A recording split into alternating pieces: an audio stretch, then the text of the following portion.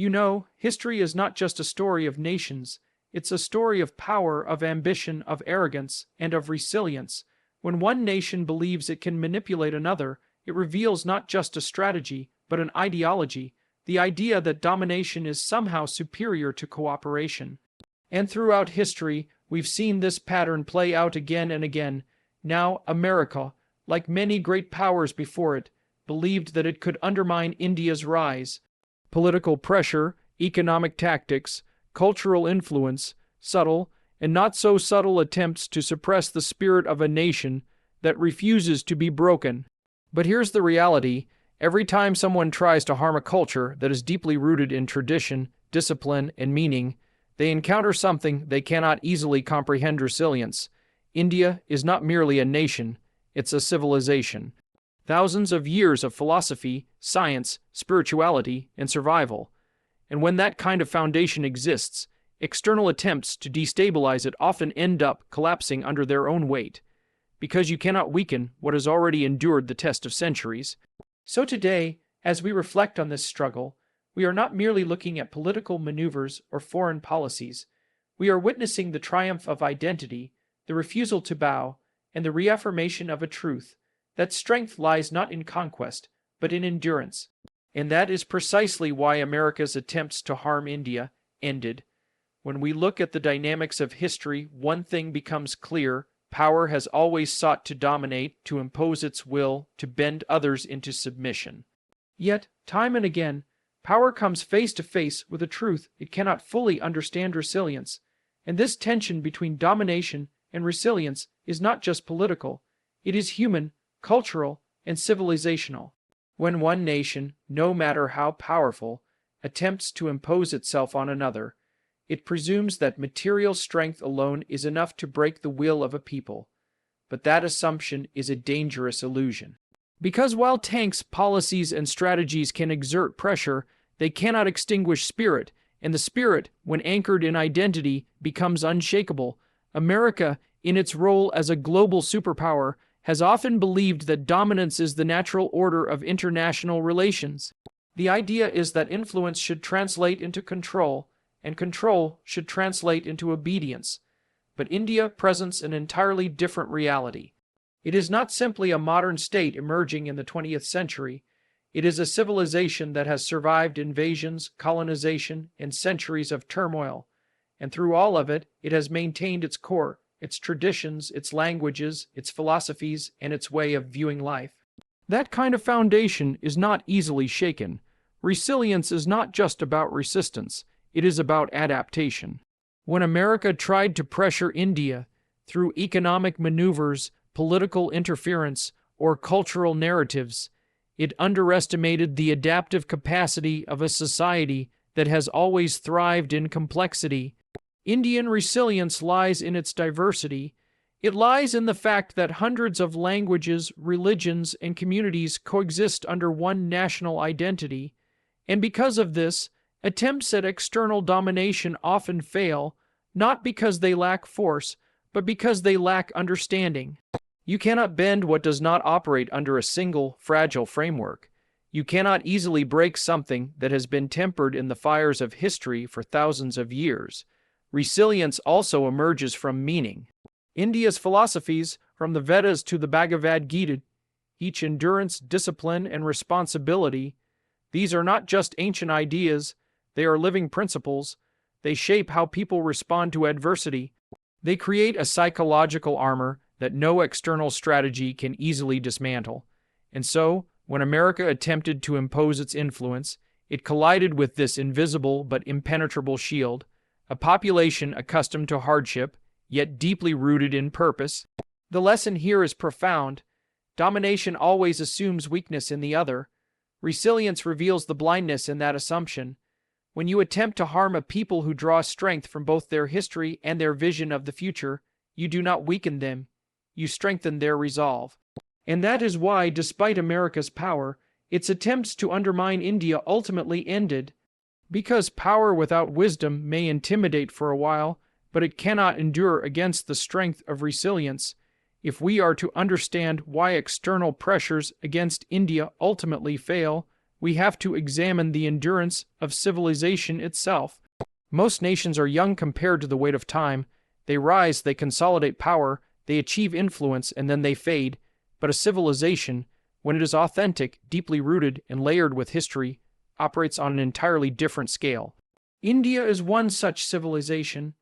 It has existed continuously for thousands of years, weathering waves of conquest, colonization, economic exploitation, and ideological subversion.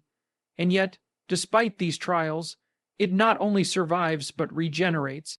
This is something that is very difficult for short-term political strategies, such as those employed by America, to contend with. When a country like America seeks to exert influence over India, it is often operating under the assumption that political maneuvering and strategic pressure are enough to bend the will of a people. But India is not merely the India of today. It carries with it the weight of centuries of wisdom, institutions, and cultural resilience.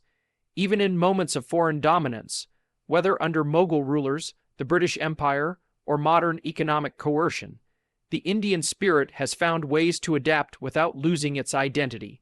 This is not accidental, it is civilizational endurance at work. What does this endurance look like? It looks like philosophies that survive conquest. It looks like temples rebuilt after destruction. It looks like languages preserved despite suppression. It looks like a culture that finds ways to continue even when external forces attempt to silence it. Civilizational endurance is not passive, it is active. It takes blows and absorbs them only to return with renewed strength. And this is precisely what makes India unique on the global stage. America, with all its power, exists as a modern nation barely a few centuries old. Its rise has been meteoric, yes, but it does not yet possess the depth of endurance that comes with millennia of survival. India, by contrast, has seen empires come and go. It has seen rulers who thought they would last forever vanish into history books. And so, when America attempted to harm India, it miscalculated by overlooking this simple fact. India does not measure its existence in decades or even centuries, but in thousands of years. To a civilization of that scale, external threats are temporary. They may cause disruption, but they cannot uproot what has been established in the very psychology of a people. Civilizational endurance is built on the ability to carry meaning across generations. India's knowledge systems, spiritual traditions, and cultural practices create continuity that political interference cannot erase. This continuity gives Indians a sense of belonging to something larger than themselves, something that does not crumble under pressure. That belonging fuels loyalty, unity, and resistance, and the more one tries to dismantle it, the more it reasserts itself. This is why America's attempts, whether through political pressure or economic tactics, ultimately ended in futility. They collided with something far greater than the machinery of statehood. They collided with civilization itself, and civilization, when it endures, is not easily broken. It simply waits, adapts, and eventually outlasts those who sought to weaken it. When external powers attempt to control or weaken a nation, they often choose two primary avenues: economic manipulation and cultural influence. These are subtle, far less visible than military action, but in many ways more dangerous, because if you can make a people economically dependent or culturally confused, you can shape their decisions without ever needing to fire a shot. This is the method America, like many great powers before it, has used to extend its influence across the globe. Yet, when applied to India, it ran into a unique form of resistance, an unwillingness to surrender economic sovereignty and an instinctive defense of cultural identity. Economic dependence is one of the oldest strategies of control. If a nation can be tied to another for trade, technology, or financial stability, it can be pressured into submission. America sought to use this approach with India, attempting to make it reliant on Western markets, multinational corporations, and imported goods. But India, especially in the last few decades, has taken deliberate steps to resist such dependency. It has built its own technological base, nurtured its own industries, and carved out its own trade relationships. From developing its pharmaceutical powerhouses to becoming a hub of information technology, India has shown that economic strength does not require bending entirely to foreign systems. Every policy of self-reliance, every movement toward domestic production, is a rejection of economic traps, but economic resistance alone is not enough. If a people's culture is eroded, if their sense of self is replaced by another's narrative, then even economic progress becomes hollow. This is where cultural resistance plays a vital role. America, through its media, its education models, and its globalized cultural exports, attempted to shape the way Indians view themselves. The goal was subtle: to replace pride in heritage with an imitation of Western ideals. But India's culture, unlike many others, is not easily overwritten. Its depth runs too far back. Its stories, its traditions, its spiritual framework, these create an identity that does not vanish simply because another culture arrives with bright screens and powerful voices. Of course, modern India has absorbed aspects of Western culture, but it has done so selectively. It has adapted technology and media without fully losing the essence of its traditions. Yoga is now practiced worldwide, but its origin is Indian. Bollywood competes with Hollywood not by imitating it completely, but by telling stories in its own distinct way. Festivals, rituals, and family values continue to thrive despite globalization. This blending of modern progress with traditional roots is the essence of cultural resistance. The deeper truth here is that resistance is not simply about rejection. It is about preservation with adaptation. India does not isolate itself from the world. Instead, it engages, but on its own terms. And that is what makes it powerful. Attempts to dominate it economically or culturally fail because the people refuse to become passive recipients. They reshape, reinterpret, and ultimately assert their own voice. This is why America's attempts to weaken India through economic and cultural channels eventually collapsed. A nation that refuses dependency and maintains pride in its identity cannot be manipulated indefinitely. Resilience is not just found in armies or governments.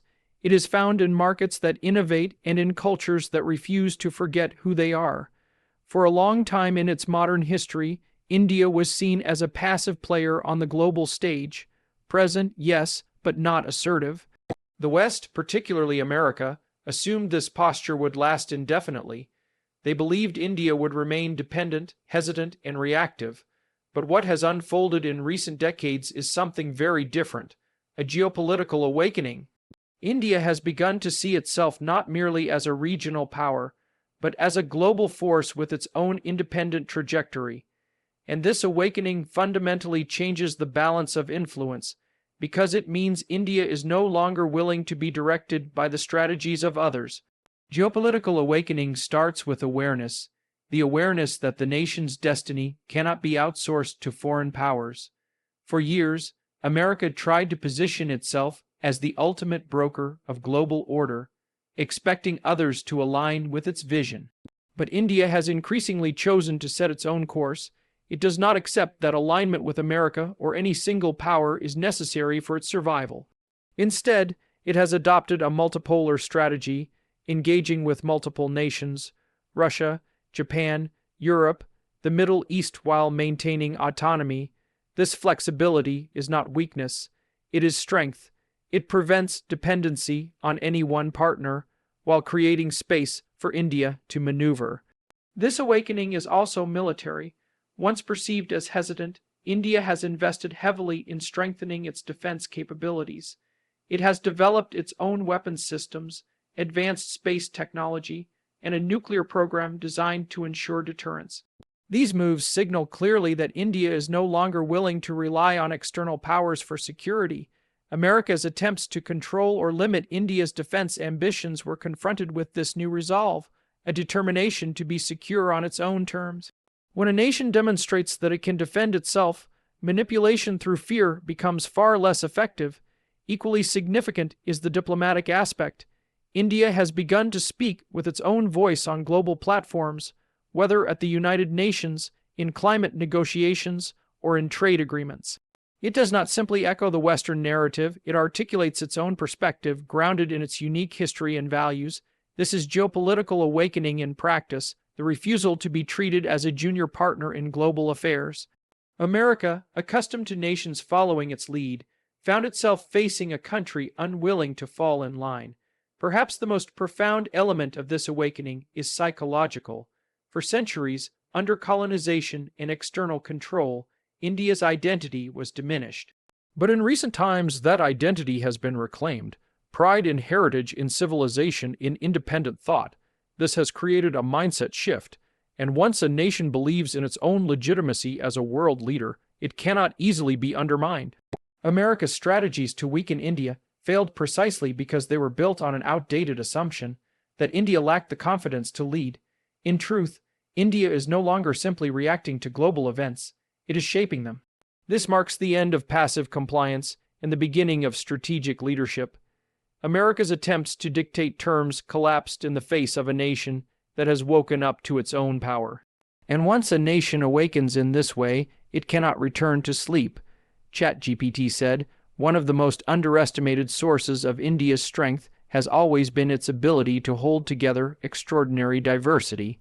For centuries, external observers have looked at India and assumed that its vast differences, languages, religions, castes, regions, and traditions, would eventually fracture it. America, too, in its attempts to apply pressure, believed that these internal complexities could be turned into weaknesses, but the reality is very different.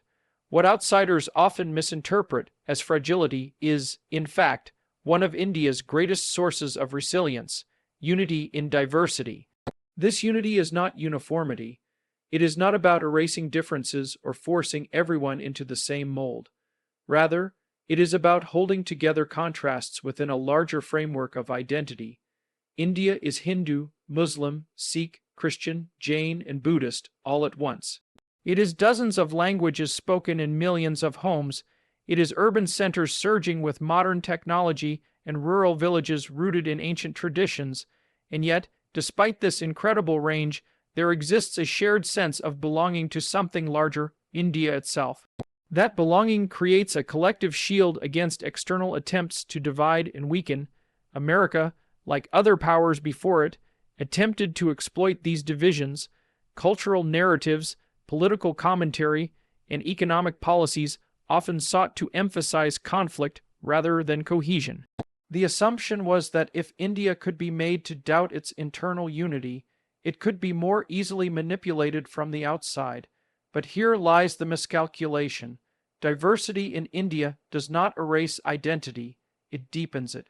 Every group carries its traditions proudly, but also recognizes that its survival is tied to the broader nation.